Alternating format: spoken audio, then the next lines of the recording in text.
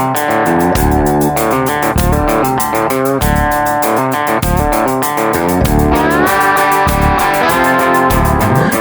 to episode number 35 of the National Land Realty Podcast, where we discuss all things land. Our goal here is to inform, educate, and entertain those of you who own land or are interested in the buying and selling of land throughout the United States.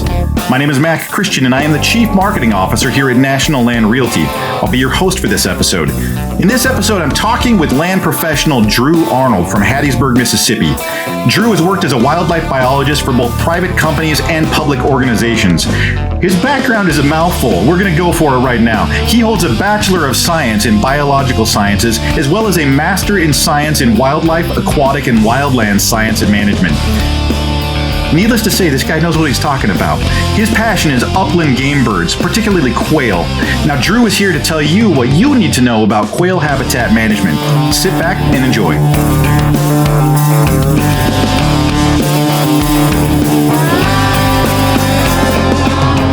I am sitting here with Drew Arnold, and Drew, you're based out of Hattiesburg, Mississippi, and you have a background in biology, of course, but particularly with wild bird management. And in that case, you specialized a lot with quail. So tell me a little bit about just how you ended up here and how you ended up with National Land and sort of how you ended up picking this sort of specialty that you've been working with over the years.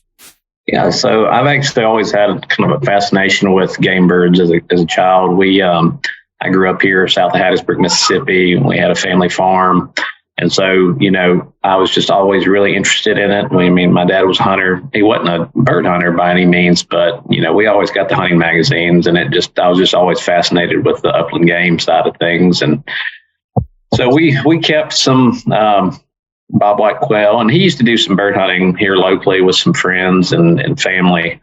But, by the time I came around, most of the quail were gone. So we would keep the quail around, the bobwhites around, just so we could listen to them, and just been fascinated with them. And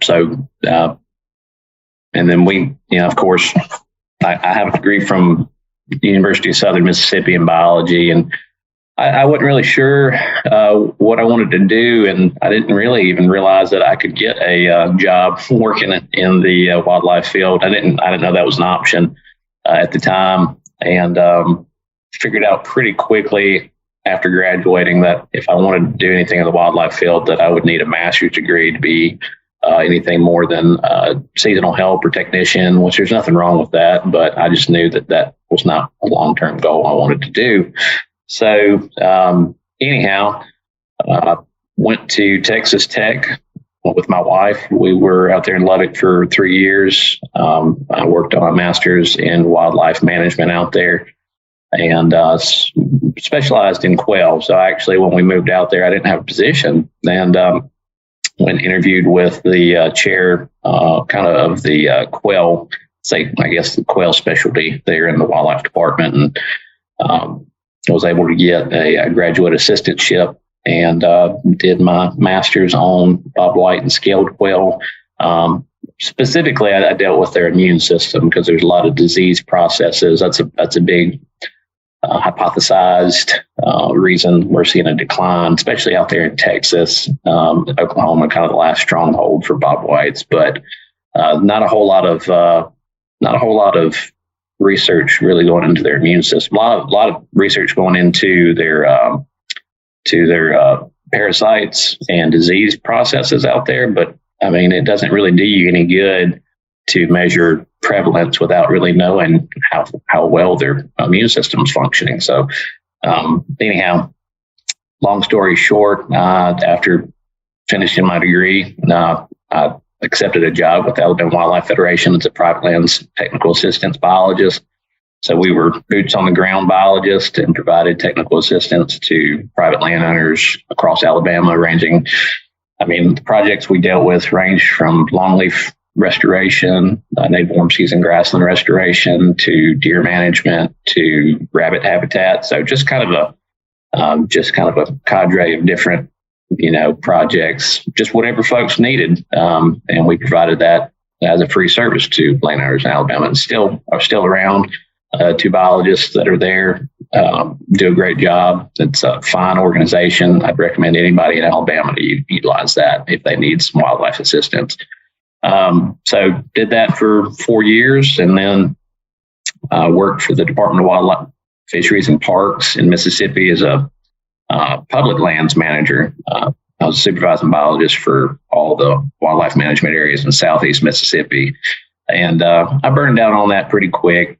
Just wasn't really for me. There was some neat opportunities to do some management, but the state, I love the people I worked with, but of course, when you're working with a government entity, there's politics involved, and that just wasn't really my cup of tea. And so I actually got tied in with National Lands through Clint Flowers via the Alabama Wildlife Federation, who I was working for. He and Forrest Deering would kick landowners to me that needed technical assistance.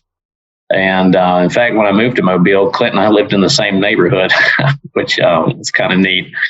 But anyhow, so that's kind of how I got tied into it. And about the time we moved back to Mississippi, when I started with the state, I got my license in Alabama. And then when I decided to leave the state, I transferred my reciprocal license to Mississippi. So I've been doing this for about 3 years now, about full time, a little over a year, but I've had my license for about 3 years now. So that's kind of a long story there, but. Gotcha. So you've been able to marry the knowledge that you acquired through grad school and the state work that you did with what you're doing now with National Land and working just with land interactions and land exchanges and stuff. Yeah, I would say my work in Alabama there with Alabama Wildlife Federation was a lot more meaningful from a point of view of just getting to work with a lot of different programs that private landowners would be interested in using, like, for example, the Natural Resource Conservation Service programs like EQIP and CSP and things of that sort. I was real familiar with those. I'm a little bit out of practice, to be honest with you, but trying to pick that back up. I do some scribe burning for folks as well, habitat management and consulting as well to land, as well as land sales. But yeah, so just as you kind of come into the market with this background in game birds, particularly quail, how well have you been able to leverage that in? Is that a fairly popular sort of, when you're working with landowners, is that something that's highly sought after? Is that something that you're seeing sort of a niche market for? I would say maybe in Southeast Mississippi, not so much. I feel like the land ownership here in Southeast Mississippi is a little bit different than Southwest Alabama. I would say it's, outside of your industrial forest land, your timber companies like Rayonier and Weyerhaeuser and things like that. It tends to be a little bit smaller parcels, so not as maybe appropriate for quail management. But I would say in Southwest Alabama, especially when I was working private lands a couple of years ago, there wasn't a pretty good demand for that. And that's because you've got larger landowners in Southwest Alabama. In my opinion, that's just my opinion, just anecdotal. I've noticed that land ownership seems to be a little bit different between the two states. But going back to your original question, yeah, leverage wise, I feel like I find more interest in Alabama than I do in Mississippi. Now, I do think it's growing in Mississippi. Everybody has stories of quail hunting with their dad or their grandfather back in the day, and the quail just aren't there. So, that's a common thread pretty much across the Southeast. They're just not the numbers there used to be. And, I think a lot of people are interested in it, but to really do it any justice, you really have to have a pretty sizable piece of property. There's a lot of disjunct populations kind of scattered around. And, if you're not managing the landscape at kind of a landscape level, you're going to have isolated pockets. It's not going to be what it used to be when things were a little bit different 50, 60 years ago. So. Yeah. So, and that's a kind of a good conversation point to jump into is, you brought up land size a couple of times there. What is a proper land size if you're looking to, and let's say, anybody can take any kind of size land and plant quail on it and go out and hunt them later, right? Like that's something that anybody can do. But to create a sustainable population, what kind of land size are you looking at that you want to look at for a minimum? for a minimum for a huntable population, it's pretty hard to answer that. I mean, it's in the wildlife field. It's any question they always. I mean, it's just kind of a running joke in the wildlife field. It's always it depends. It depends on what the habitat is. It depends on if it's just closed canopy pine plantation. I mean, and you're not willing to do any work on it. I mean, effectively, it could be thousands of acres, and you might have pockets of them here and there. But I mean, I would say in quality habitat, you probably need a minimum of 1,000, but preferably closer to 2,000 acres to really manage for a good huntable population. And that's being pretty conservative. Of course, the more land you have and the more habitat you can dedicate to quail management, the better off you are. Quail management is pretty intensive. It is. So, but there are a lot of things people can do to improve, habitat for quail. But I would say probably minimum 1,000, but really 2,000 is more appropriate. And what's sort of like the daily range of a bobwhite? As far as how far are they going to move in a day? Again, that just depends. I mean, it depends on the habitat. It depends on the habitat quality. Ideally, if you can provide all the things it needs in a smaller area, I mean, they're probably 20 acres, 20 to 40 acres. And it is, of course, it's seasonal too.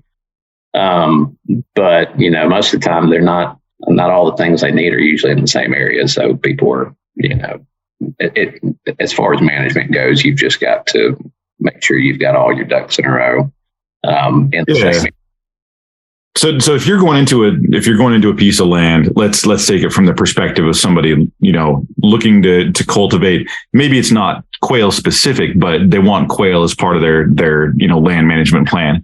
What are some of the first things that you look at as a biologist, as going in and saying like, all right, what's good, what's bad? Where's the strengths and where's the weaknesses of this land? What's some of the first things that you're sort of examining? Well, I would say I'd preface that with saying I'd have to talk to them first about what their goals and objectives are and see kind of where they stand in terms of what their land, their goals are. So, if they are 100%, let's say not 100%, let's say that they're 80%, production focused with timberland and only 20% wildlife, it's going to be pretty limited, and they're going to have to understand that, you're not going to optimize your quail population by managing for production from a timberland standpoint. But let's say that they're 100% wildlife oriented. They don't care about the timber at all, which is an ideal situation. What I'm usually looking for, and this is usually a discussion that, before I even say anything, they want to know what they can plant for quail to feed them. Well, that's not typically, food's not always the most limiting factor for most wildlife species. And for bobwhite quail here in the Southeast, really probably one of the more important things that people overlook is reproductive habitat. That's usually the number one thing I'm looking for. It's not about planting more food for them, which, food's good. Don't get me wrong. The more you can provide for them to eat, that's great. But really, if you want to make more quail, turkeys, or whatever it is, you've got to have the appropriate reproductive habitat. And for quail and turkeys, that's nesting habitat and brood rearing habitat. And that's typically the first thing I'm looking for. What does that look like? Is it a particular plant species, particular size, particular, is it shrub versus, ground cover? What's sort of the culmination that you're looking for in a good breeding habitat? Well, it's kind of site specific, but in general, you're looking for early successional habitat for nesting habitat. And that's usually composed of is made of early successional habitat is essentially native warm season grasses or bunch grasses is what you think of. Okay. Like native warm season grasses, I'm talking about bunch grasses because usually your bobwhites are going to nest at the base of at least 1 year growth of native warm season grasses or bunch grasses. When I say bunch grasses, I don't mean sod forming grasses like Bahia grass or Bermuda grass, which are typical pasture grasses. I'm talking about things like big blue stem, switchgrass, little blue stem, things of that sort. So those are kind of what you see here in the Southeast. Wiregrass farther to the east in like the wiregrass region of Alabama. You're looking for those kind of grasses. You're looking for scattered shrubs and vines and forbs and things of that sort. So, and, with an occasional larger shrubs and trees and things of that sort. So, a lot of people, when you think about a southern quail plantation, what do you think of? Like, I'm sure you've seen pictures of it in magazines. What's it look like? Oh, I just think of the big road fields that you normally see, or, kind of the sprawling savanna kind of look to it. Yeah. And so, I mean, that's pretty to look at, but really, I mean, those are good for hunting. I mean, they're pretty to look at and they're open and good for hunting.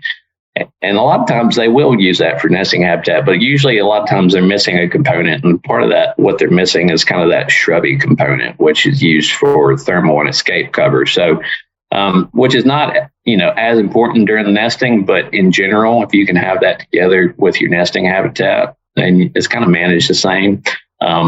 Really, the more diversity you can have there, better off you are. So if you can have your nesting habitat as well as that escape and thermal cover, loafing cover, in the same area, I mean, that's ideal right there. But that's what you're looking for nesting cover. Now, broodering habitat's a little bit different. Broodering habitat is more of it's more forb dominated. So like broadleaf weeds is what you're looking for. So essentially you're making a mini forest. You want kind of a bare dirt component with these real leafy broadleaf weeds out there to kind of create a canopy so that they're protected from aerial predators. But those really weedy areas produce a lot of insects, and they need that high protein from those insects for the first 2 weeks of life before they can fly. So to help them get their primary feathers so they can get off the ground. So, that's when they're most vulnerable, those first 2 weeks of life. And that's when they really need high protein intake and brooding habitat. They need the ability to move through those weedy areas. So that's where the bare dirt component comes in. And so a lot of times people will plant that. You can manage it naturally, but you can also plant it. A lot of people plant partridge pea as one of those. It's a big one. I know like on tall timbers, they do a lot of partridge pea patches and things of that sort, because it provides that overhead cover as well as a lot of insects. But if you think about it, like if you're walking along a ditch, along the side of a road, and it's real weedy during the summertime, how many grasshoppers and beetles and everything like that are you kicking up?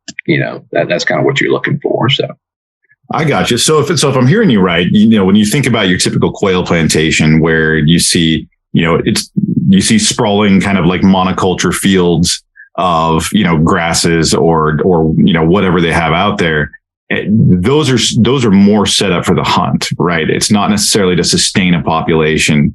It's more for the aesthetic quality of like hunting in a wide open field and you get clean shots. Right. And so some plantations, I've been on some plantations in East Alabama that do a great job. I mean, they've got a lot of diversity. They also, they have those quail courses, where it's open and it's pretty and you get to see the dogs point and you get clean shots and you can see where everybody is. And then, they've got some areas mixed in where it's kind of nasty. And when I say it's nasty, it's just got, it's got some brush in it, which is good. I mean, brush is not necessarily a bad thing for quail. In fact, it's necessary, especially for escape and thermal and loafing cover to kind of keep them shielded from the elements as well as predators. So, but yeah, the more diversity you can provide, the better off you are. And those, like I said, a lot of those plantations, they do a great job of interspersing those open fields with quality habitat. And then, I'm sure there's some out there where they just, it's pretty and that's just the way it is. So.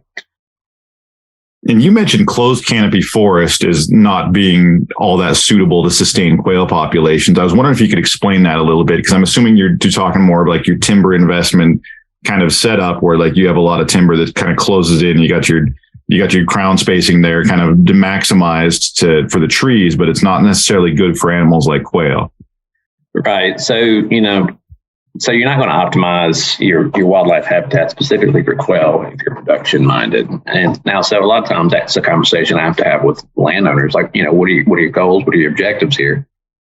And I have to come to an understanding that you're going to have to sacrifice one or the other a lot of times, and sometimes you can make compromises. But from a timber standpoint, for quail, really to promote that early successional habitat we talked about for the nesting cover, the brooding habitat, just all those plant species that really thrive in those more open environments where you get a lot of sunlight on the ground. You want at least 50% of the ground with sunlight on it.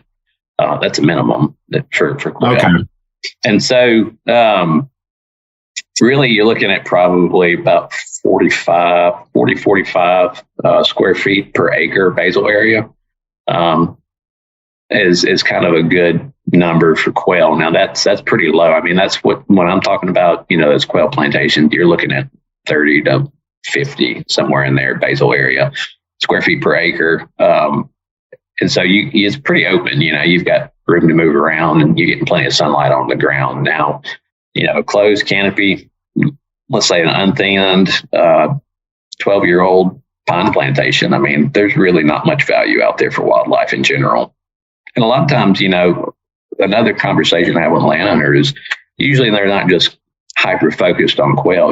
They usually, the big three are quail, turkey, and deer.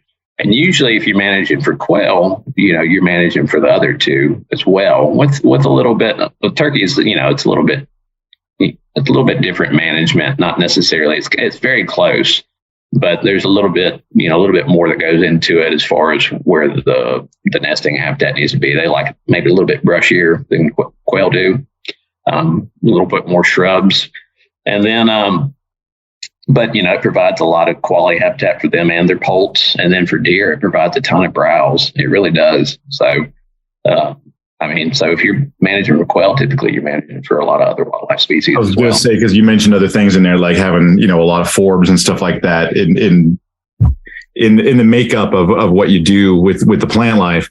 So I'm assuming that, that would kind of manage for deer and other animals as well. What do you want to, what's sort of the ideal water source that you want to have set up? Is it moving water? Is it still water? Like what's sort of, the happy place that you can set up for quail? It's actually for quail in the Southeast, it's not usually an issue. They get a lot of their water from preformed water, which is water inside the plants and insects that they eat. Okay. And so there's a lot of debate. Like, I did my master's out in Texas, which is a semi-arid, out there on the high plains and the rolling plains of Texas, semi-arid out there. So, there was a lot of debate whether or not it was necessary for quail to have water. And some people had, guzzlers out there is what they called them, which were little aprons little concrete aprons where the quail could go and get water. Here in the Southeast, it's not typically an issue because we get plenty of rainfall and plenty of water. Now, it's not to say that they won't use it. So I don't typically focus on the water sources for quail because we typically don't lack water, and they typically get a lot of their water already through preformed water. So I don't have a good answer for you on that because it's not something I'm usually too concerned with. Yeah. So what you want mostly is they're getting their water from the food source, meaning, little bugs are full of water, things like that. So what's the mix that you want to, you can't exactly grow bugs, but that's a high protein source for quail. But what are the food sources that you want available that will bring in sort of the insects that you want, the desirable things to hold a population? Really, I mean, that's really going to be the kind of that weedy component I was talking about. So the forbs and legumes, and a lot of that's going to be, promoted, number one, through an open canopy or not even forest land necessarily, in the black belt of Alabama, that used to be a lot of prairie. And, so you don't necessarily need trees. You just need to have the right mixture on the ground of those native grasses and those forbs and legumes. And a lot of that has to do with management as well. And when I say management, I'm referring to either prescribed fire or, cool season disking, things of that sort. And but going to your original question, you really, from bug production or insect production, you're looking at just a lot of forbs and legumes, of diversity of those. And sometimes, if it's let's say it's a reclaimed pasture where you're doing a restoration project, you may have to plant something because a lot of times your seed bank is depleted and you've had to take it back down to pretty much dirt by removing the pasture grasses. So, I know that's a long roundabout answer, but really the forbs and legumes are those are kind of the stars of insect production. I got you. So what you're essentially talking about managing for is, you're bringing in plant life for decent cover. It's giving pathways for quail to move around, but you're growing a food source for the quail's primary foods, right? Like you're hoping to bring in the right insects that they're going to eat, that's going to sustain a population. Am I hearing that right? Well, the quail eat a lot more than insects. They eat a lot of seeds. That's why you want a diversity of seed producing plants, as well as, that broadleaf component from the weeds. And it's number one, it's to produce insects, but also to produce seeds as well as cover. But yeah, you're trying to produce food that's producing food. So, you have multiple levels there that you're trying to produce for. And then so as far as the plant life that quail are going to focus on for food wise, I realize it's probably regional as to what they're adapted to, but what are some general sort of things that you can identify of like, okay, yeah, this is good. Quail are going to eat this. A lot of the partridge pea, that's a big one. Of course, the Lespedicias, the native Lespedicias. There's a lot of, back in the day, wildlife biologists recommended bicolor Lespedicia and Serratia Lespedicia a lot, and those are highly invasive, in fact. I kind of like watching with those. Yeah, so no, that's not to say they won't eat them. They will eat those invasive Lespedicias, but the native ones are much better, as far as nutrition goes, as well as, not really disrupting the habitat as well. So any sunflower species, and I'm not talking about, ones you plant in the field for doves and things of that sort, which you can bolster, you can supplement with those if you want to, but a lot of your native sunflowers, like your marsh sunflower and things like that, those are great ones. And then, things like gay feather, liatrices, those are good ones as well. So, there's just a number of things that it just depends on the locality, but those are some general ones that and really highly visible ones a lot of folks can see. Yeah. So if someone's taking a bare piece of land and let's take ideal conditions, let's go for fantasy land time, right? So let's say they got a couple thousand acres and they're not using a whole lot of it for timber investment. But the ground's pretty raggedy, right? Like it's got a lot of pasture, those kind of like food producing, you're talking grasses more for like food production, right? And they want to kind of strip it bare and produce a quail habitat. What's sort of the process look like? It's burning and then establishing new plants, or and then what's the timeline going to kind of look like? And to make it an easier thing to answer, let's say more specific to your area. Well, let's say you're taking pasture land and converting it. Pasture land is extremely difficult to convert to quality quail habitat, and that's mostly because your pasture grasses like Bahia and Bermuda are extremely aggressive and long-lived and take multiple treatments to really remove. And sometimes you're just always going to be fighting them. There's going to be patches that pop up. And Bermuda is especially difficult to get rid of. Usually, once you've got it, you've got it. But typically you process with, let's say it's an old pasture, it's going to start off with at least a year of probably herbicide treatments to really wear that grass out and get it back down. Now, how aggressive you go with it depends on, how much money you want to spend on chemical. And also if you're going to try to, manage for, let's say, some native grasses that are already in the seed bank there. There are situations really where, it's beneficial just to nuke it, really just smoke the pasture grasses and come back and replant it. And then there's sometimes where you can be a little bit more gentle and, kind of conserve what you have already out there. Let's say you've got an old field that's got native grass that's kind of already popping through, and you kind of want to conserve that. You're going to be a little more conservative in what kind of chemicals you put out there. So, but it probably about at least the growing season of chemical application. And then, you would do an assessment the next growing season. And that depends on, if you were being real conservative or if you were being real aggressive. Let's say you were real aggressive. What you would do is you would just nuke it, that growing season, at least one growing season. And then you would come back with, let's say,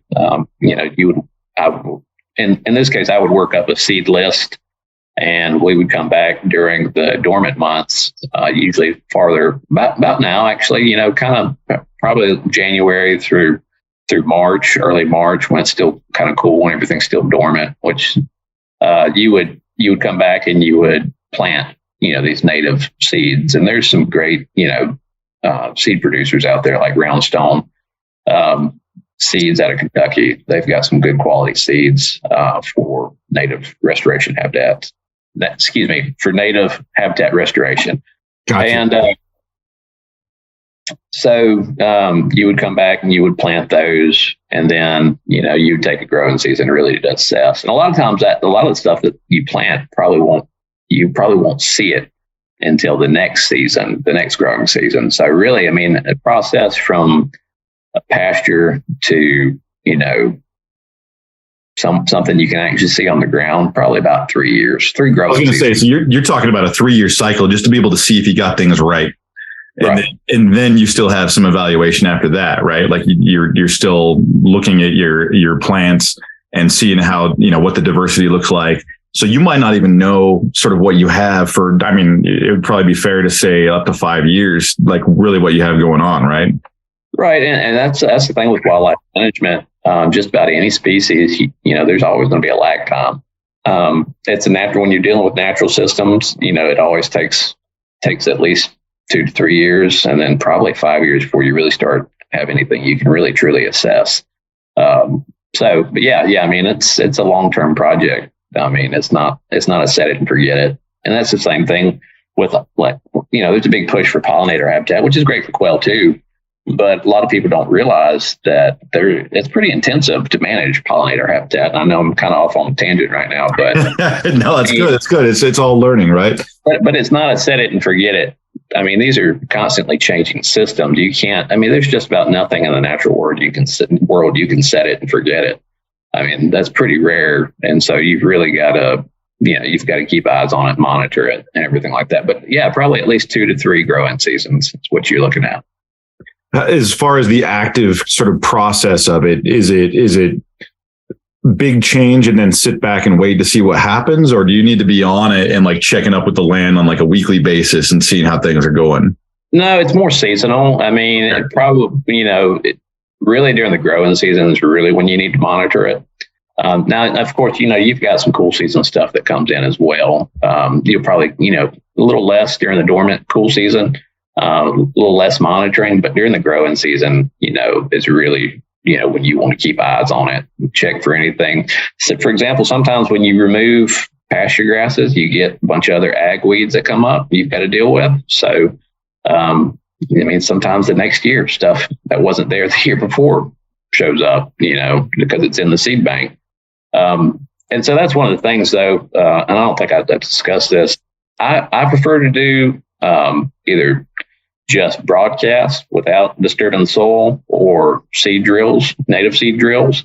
That way you're not stirring up stuff that's in the seed bank. You're not going through with a disc and disking it under and planting on top of it. Sometimes you have to do that, but preferably if you can get away without disturbing the soil profile, it'll help, manage other noxious weeds that might come up. So. Yeah. And so you've got a heck of a background in this, right? You've basically centered a whole lot of your life in the studying and working with quail habitats, particularly just from a biology perspective, from your educational background, and now what you're doing with land sales. What is like, I guess this is a little bit more away from just strictly managing for quail habitat, but what is sort of the ideal situation that you walk into with land sales that kind of gets you excited when you get in there and you're like, all right, this is my happy place? You can be a little more specific on what you. When you're working with a client and they have got a piece of land that you're looking at, either cultivating with them, working on the sale, working on the transaction, the things that they want to do to it, like if they're like sort of like an ideal client, and then because a lot of these sales, a lot of our agents are land professionals, work with the sale, but they also work as a consultant afterwards, and they're working with clients on a regular basis, as they kind of progress the land. What's sort of like your ideal situation that you work with?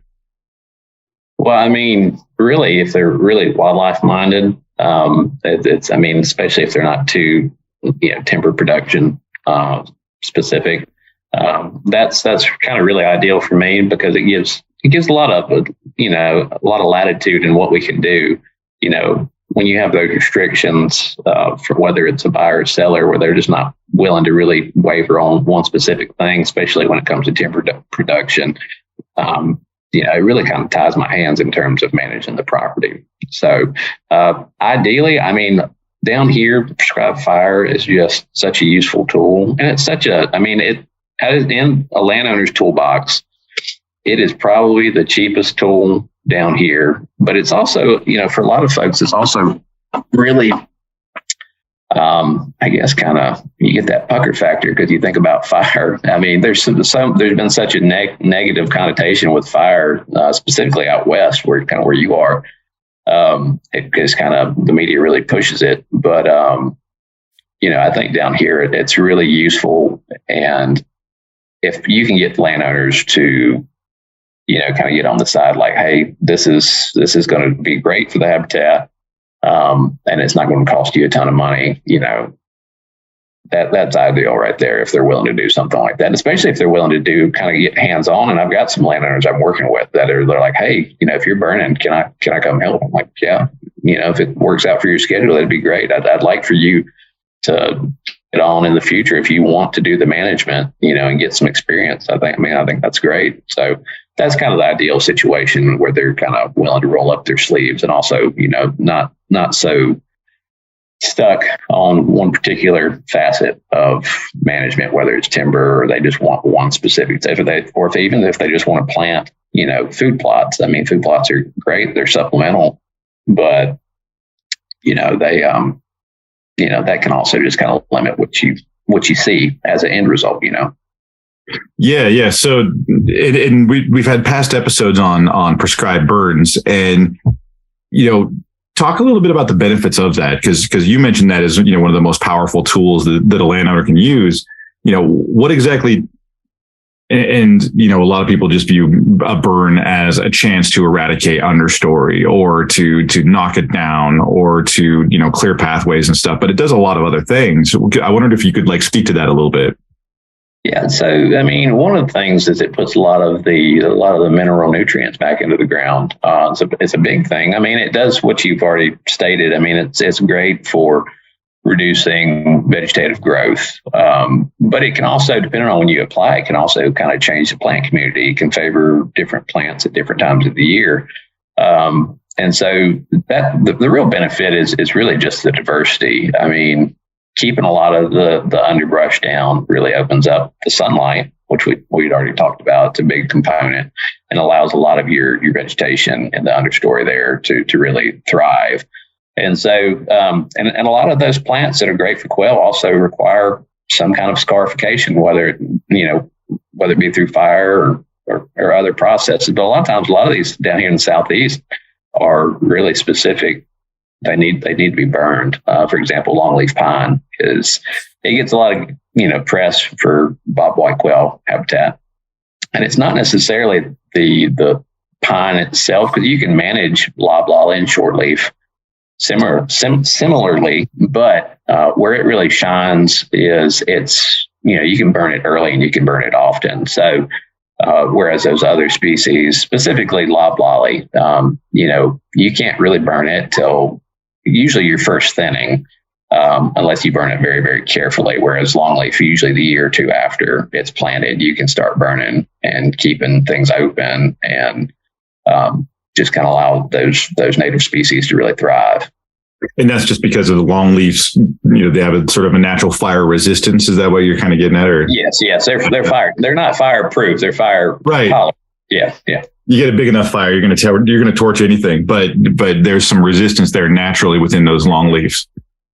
Yeah. They're pretty resilient in the face of fire as long as you're not burning at the wrong time of year, like when they're candling. About this time when they start candling, that putting on new growth on the meristem there. So, gotcha. So, what in your area, it's not necessarily a situation of if you build it, they will come with quail, right? So, do you want to go get planter quail to spark up your populations, or are you looking to draw them in? Is that sort of the ways that you're looking to manage those things? Draw them in, preferably. Okay. There's been a lot of limited success with transplantation. I typically don't recommend that. Now there's some, Tall Timbers has done some research, and they've got a program, I think in Alabama, where they wild rear, or they have a wild hen raise hatchery produce chicks, right? The ones they hatch out, but they're wild. I think they're wild strain. And I'll have to check on that. But we did a little bit of that in Texas, and generally translocation just doesn't really work if you're just going to, let's say you buy a bunch of eggs from a breeder and hatch them out and you just turn them loose. Typically the survival rate's pretty much close to zero. Oh, is it really? So are they getting eaten, or are they just not making it? Or are they leaving, or? Usually it's immortality. Okay. And that's one of the reasons I think Tall Timbers was doing some, they were doing some work on wild strain hatched quail. So, they've got the genetics, the wild genetics, because a lot of your farm raised quail, there's been some genetic drift and things of that sort to where they still have a lot of the same basic instincts. They're just not necessarily as thrifty as their wild counterparts. Gotcha. Okay. So now it's just like chickens, wild jungle fowl versus domestic chickens, kind of the same thing. But usually it's just mortality. It's high mortality rate. Usually they get picked off by predators, hawks, aerial predators, hawks, owls, things of that sort. They tend to really pick those ones because they don't know any better. Right. They're not mentally equipped with the right tools to evade and find all the right food. So you are looking to draw in, your local, wild bird populations when you're doing that. Right.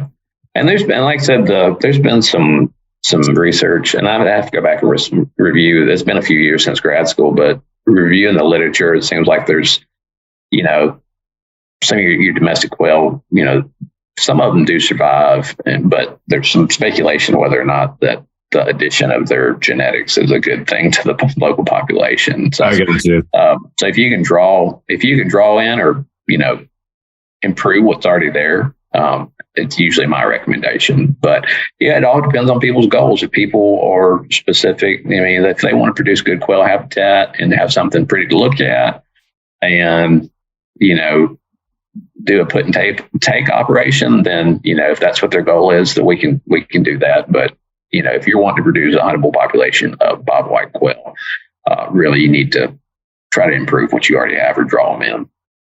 Gotcha. And then a lot of what you're doing is you're focusing on native plant species just because of what that means for that area. It's, they're going to be more sustainable. They're going to be more or have more nutrient quality in them just because they're working with the natural environment in that area.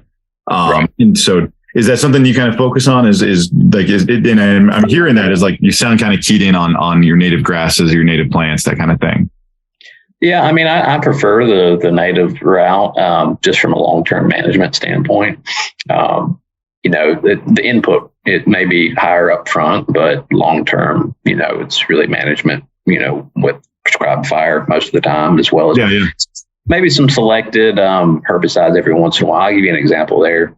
A fella landowner down in Baldwin County, Alabama, In fact, I think he was a client of Clint's maybe several years ago when I was working down that way. And he was focused on quail. And it was a nice property. It needed some work. And it had great native. I could tell it had some good native stuff in the understory. The problem is there was another native that had become dominant, right? And so that was gallberry, which is pretty common down here. It's real waxy. It's fire adapted too. It likes to be burned. So you can burn it and it'll come back just because it's adapted to the area. It's adapted to the fire. And so in that case, we had to come in and actually manage that native species. And we did that through a selective herbicide application that was specific to that and only in specific areas. We didn't want to damage. There were a lot of young longleaf, and then longleaf kind of grow in these young areas called domes. It's essentially, it's an open area where they seed in, and it just literally it's kind of like a dome. You've got taller ones in the middle, and it kind of yeah. As it gets closer to the shaded areas, it kind of the little ones kind of fall down. They become smaller just because they're competing with a bigger tree. So it's kind of neat. But what we did is did a selective herbicide application on that property to remove gallberry, or at least thin it out. We didn't want to remove it all the way because, remember, we wanted some brushy habitat out there because quail need it. They do. Yeah.